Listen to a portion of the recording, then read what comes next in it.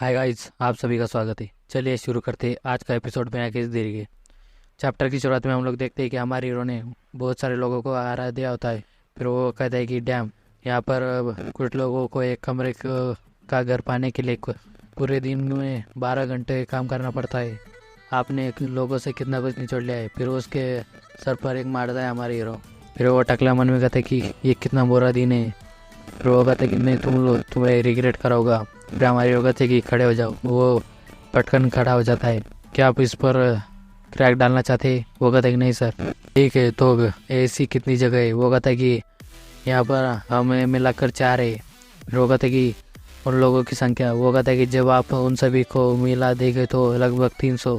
फिर हमारे हीरो कहता है कि ये बहुत सारे हैं। मैंने सोचा था कि 10 से अधिक स्थानों की सफाई करने के बाद मैंने उनमें से आधों से छुटकारा पा लिया है और अभी भी मेरे इतने सारी जगह बची है। फिर वो कहता है कि केवल बड़े लोग बचे।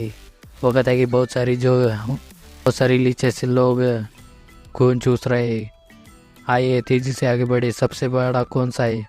फिर वो कहता है कि ऑर्गेनाइजेशन जो किल फैक्शन नाम से है, शहर ही नहीं पूरे सिचुआन में सबसे बड़ी है। फिर वो कहता है कि त्रिकिल फैक्शन।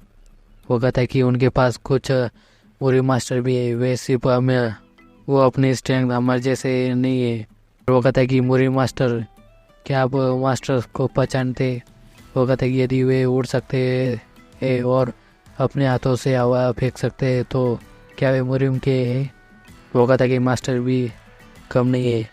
हमारी रोमन में कहता है कि वे लड़के हवा में उड़ते और गोली चलाते। वे कोई बिगड़े लड़के नहीं है।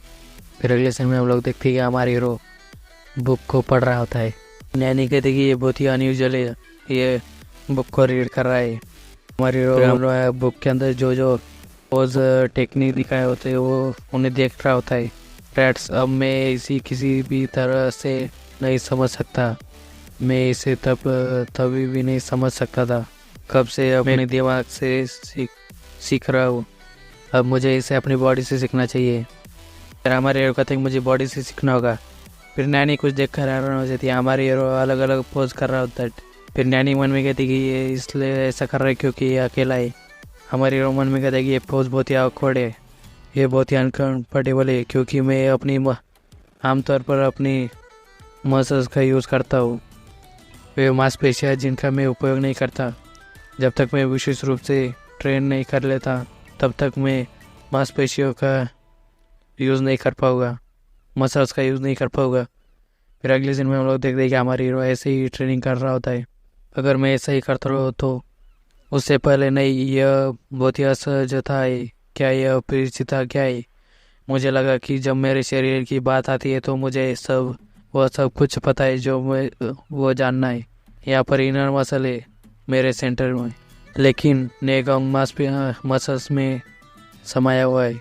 फिर वो उठ जाता है और कहते कि इसके बारे में चिंता नहीं करते, मुझे बस इसके बारे टेस्ट करने की ज़रूरत है। पर अगले सीन में हम लोग देखते हैं कि एक इंसान ट्रेनिंग कर रहा होता है। उसका नाम होता है, वो लीडर होता है त्रिकिल फैक्शन का, फर्स्ट किल पायुन।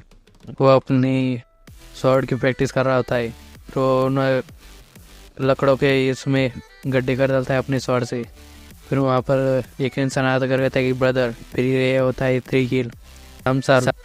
वो कहता है कि तुम आ गए। वो फर्स्ट किल कहता है कि क्या आप इतने व्यस्त थे कि आप हाल ही में खुद को दिखा भी नहीं सके?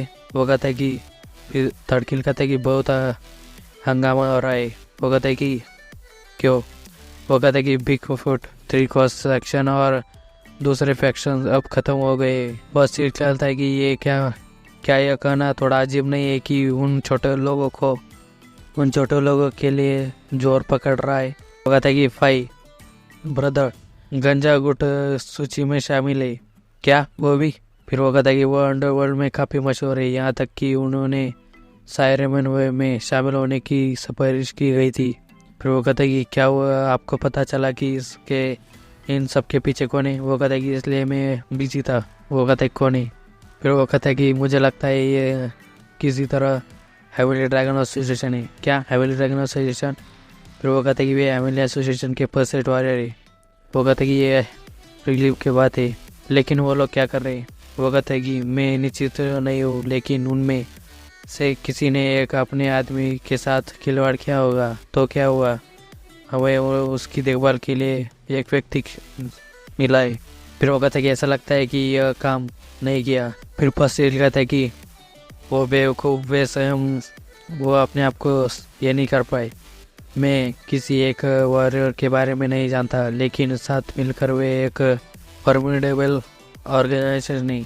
तो क्या आपको लगता है कि हमें भी निशाना बनाया जाएगा? वो कहता है कि मैं उस पर गौर कर रहा हूँ। ये पब्लिकली नहीं होना चाहिए। जिन्हें उचित भुगतान की आवश्यकता है उन्हें भुगतान करें और हमारे लोगों का चेतावनी दे। उनसे कहिए कि वे उनके तानों में न फंसे। वो कहते क्या? फिर उतने में एक इंसान वहाँ पर आ जाता है। वो कहते कि तुम कौन हो? उसके हाथ में एक बक्सा होता है। फिर वो कहता है कि क्या तुम इल्साल हो और तुम सैमसाल ट्रिकल फैक्शन से? वो कहता है कि तुम अपने आप को आइडेंटिफाई करो पहले। वो कहता है कि मेरा नाम इल्चो है, मैं यहाँ पर इसलिए आया हूँ क्योंकि मुझे तुम लोगों को कुछ देना है। फिर वो बॉक्स उन लोगों के हाथ में दे देता है। फिर वो बॉक्स खोल कर देखता है कि उनका सेकंड ब्रदर होता है उसके अंदर। वो कहता है कि लिटिल ब्रदर, दूसरा कहता है कि ब्रदर लिखी। पस्किल कहता है कि तुम बास्टर्ड। फिर वो अपनी तलवार निकल लगता है, उसके पास आकर उस बॉक्स लेकर नीचे रख देता है। वो कहता है कि ये एक स्मॉल रियूनियन गिफ्ट था। फिर इतनी में ये एपिसोड ख़त्म हो जाता है। प्लीज़ दोस्तों लाइक करें, सब्सक्राइब करें, शेयर करें और इसी तरह हमारा सपोर्ट बनाए रखिए। धन्यवाद।